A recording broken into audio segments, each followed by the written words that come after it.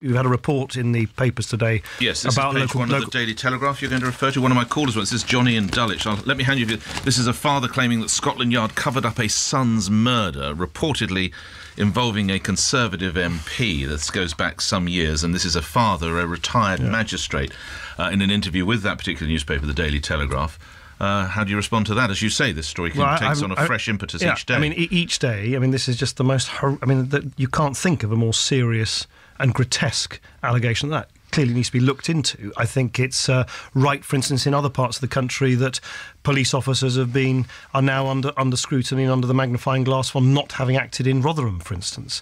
There's this real sense, as you've heard from the Ofsted report, the local authorities have not been alert to all of this. So it's no wonder that someone like Ian, who suffered abuse himself, feels that they have been ignored for far too long. We had the problem that the chair of the panel did not enjoy the confidence of people like Mr McFadden, and Theresa May has quite rightly said that we're not going to make that mistake again. The Home Office won't make that mistake again, and there'll be full consultation with groups representing the victims of abuse and survivors.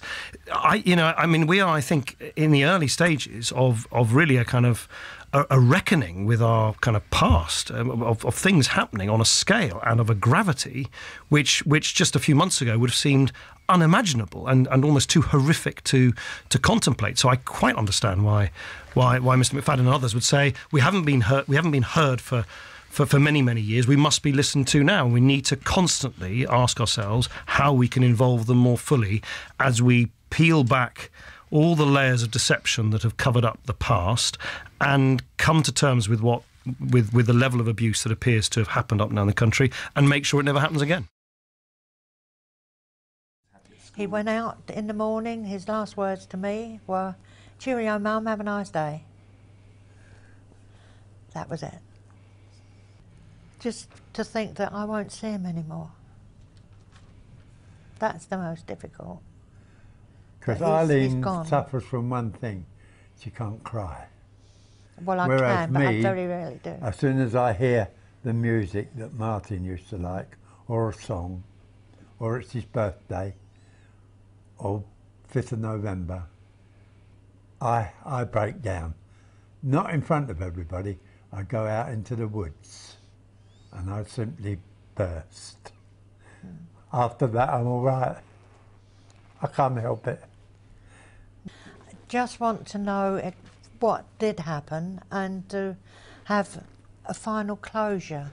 I mean, all right, it will never close out of my mind. It'll always be in my mind, but at least we can have a little family gathering just to say cheerio, and that's it.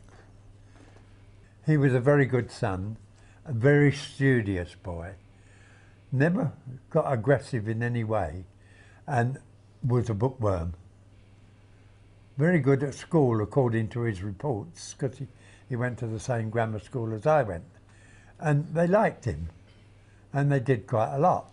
There are some people out there Somebody must know just a little bit and have never said anything. And they may be the helper that we are looking for. That'll help us and our family to come to a bit of rest.